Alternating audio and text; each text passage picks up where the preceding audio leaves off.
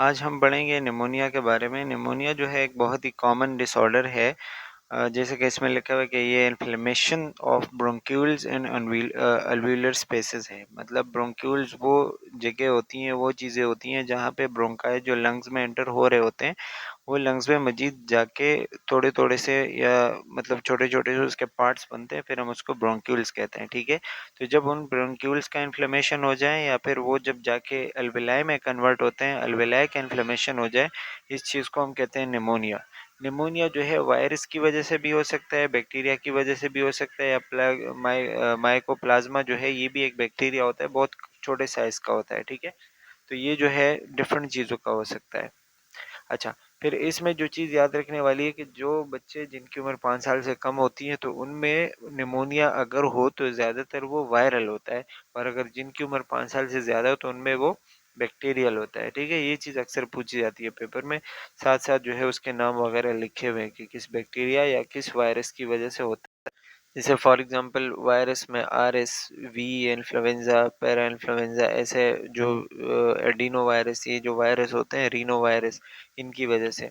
और बैक्टीरियल तो एक ही है, वो स्ट्रेप्टोकोकस निमोनिया है, तो वो हमें मतलब नाम याद रखना है। ठीक है, अच्छा, निमोनिया में जो है वही दोबारा चीज़ बताई गई कि मोस्ट कॉमनली ये पल्मोनरी पैरेन्काइमा में होता है, यानी पल्मोनरी टिश्यूज में होता है, यानी कि जो लंग्स के और अल्वेलाई के टिश्यू होते हैं, और बहुत ही कॉमन है। लेकिन ज़्यादातर ये अर्ली चाइल्डहुड जो है, अर्ली चाइल्डहुड मतलब पहले के, यानी कि 1 साल 2 साल 3 साल के बच्चों को ये ज़्यादा कॉमन होता है।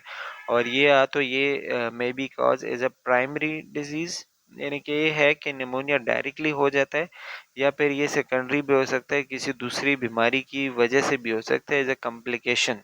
ठीक है, कि किसी बच्चे को दूसरी बीमारी है, दूसरा कोई मसला है, अस्थमा है, ब्रोंकाइटिस है, या कोई दूसरा कोई प्रॉब्लम है, ठीक है, और उसकी वजह से निमोनिया हो गया तो वो फिर सेकेंडरी कहलाएगा, मतलब उस बीमारी की वजह से हुई है। ठीक है, या फिर उसकी कॉम्प्लिकेशन है, या फिर सीधा सीधा प्राइमरीली भी हो सकता है।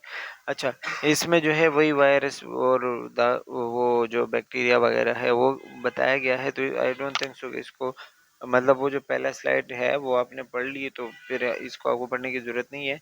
लेकिन अगर आप मतलब पढ़ना चाहते हैं तो इसमें ये लिखा हुआ है कि न्यूनेट्स, यानी कि वो बच्चे जिनकी उम्र 1 दिन से लेके 28 दिन तक हो, तो उनमें अगर वो है निमोनिया हो जाए तो वो ग्राम नेगेटिव या ग्रुप बी स्ट्रेप्टोकोकस बैक्टीरिया, इन चीज़ों की वजह से हो सकता है। इन्फेंट्स वो होते हैं जो तकरीबन 1 साल तक की जिनकी उम्र होती है, तो उनमें भी बताया गया है। प्री स्कूल जो कि 3-4 साल के बच्चे होते हैं, और स्कूल एज जो 5 साल से बड़े होते हैं, तो हर बच्चे में या हर उम्र में निमोनिया के जो वायरस या बैक्टीरिया है वो अलग अलग होते हैं, और ये याद करने वाली चीज़ है, इसमें कोई कंसेप्चुअल चीज़ नहीं है। ठीक है, मतलब रट्टा है पूरा। अच्छा, फिर ये आपको ऊपर नॉर्मल और नीचे निमोनिया वाले जो है वो बैक्टीरिया बताए गए हैं कि स्पेशली जो एयर सेक्स होते हैं या जो अल्वेलाई होते हैं उसमें पस वगैरह जमा हो जाता है, उसमें पानी जमा होने लगता है, और वो सांस लेने में मुश्किल हो रही होती हैं, और डिफरेंट चीज़ें होती हैं जो कि आगे उसके साइन सिम्टम बताए गए। अच्छा, फिर ये निमोनिया के कुछ टाइप्स होते हैं, जैसे कि उसमें पहला एक है यूनिलेटरल लोबर। यूनिलेटरल लोबर निमोनिया, यानी कि एक ही साइड पे है, जैसे किसी एक लंग के एक लोब में है। हमें पता है ना, लंग्स में डिफरेंट लोब्स होते हैं, तो वो बैक्टीरिया जब उसमें जाते हैं ब्लड के थ्रू और वहाँ पे किसी एक लोब को डिस्ट्रक्शन करें, यानी उसको ख़राब करें। ठीक है, तो इसको कहते हैं यूनिलेटरल लोबर। ठीक है, तो यूनी लोबर भी आप इसको कह सकते हो।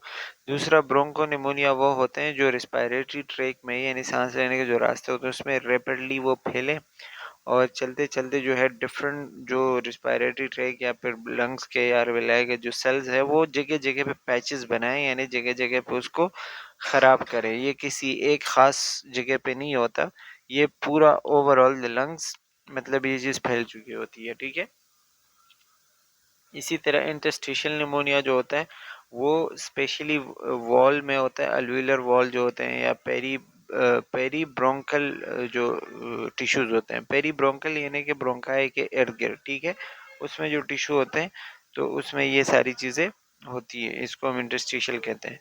अब इसके क्लिनिकल मैनिफेस्टेशन यानी कि साइन सिम्टम क्या होंगे, तो इसमें फीवर होगा, पुअर ओरल इनटेक, बच्चा कुछ खाएगा नहीं या खा नहीं सकेगा, उसको वॉमिटिंग हो सकती है, एब्डोमिनल पेन हो सकता है, टेकेपनिया यानी कि तेज तेज सांस, और जब वो सांस लेगा तो क्रैकल्स जैसे आवाज़ें आती हैं, ठीक है।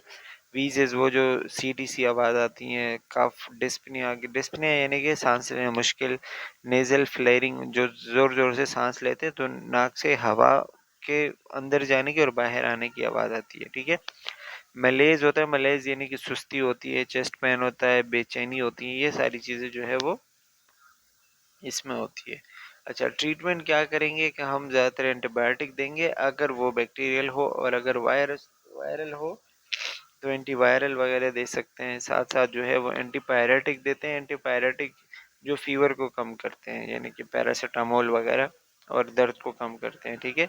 इसके अलावा म्यूकोसॉल्वेंट वो चीज़ें होती हैं जो जब दवाइयाँ होती हैं डिफरेंट, जब हम वो लेते हैं तो उसकी वजह से जो म्यूकस जमा हो चुका होता है वो सॉल्व हो जाता है, वो इतना थिक नहीं होता है, तो वो चेस्ट पेन उसी वजह से कम हो जाता है, और जो भारीपन होता है वो थोड़ा सा कम होता है, ठीक है। आईवीएफ इंट्रावेनस फ्लूइड यानी कि आईवी वगैरह आप उसको पास करवा सकते हैं। साथ साथ बच्चे को हम सेटिंग पोजीशन में मतलब रखते हैं ताकि वो तकरीबन बैठा रहे, लेटने से उसको थोड़ा सा मुश्किल हो जाता है कि उसका जो है क्या कहते हैं म्यूकस है वो बाहर आए, ठीक है। अच्छा,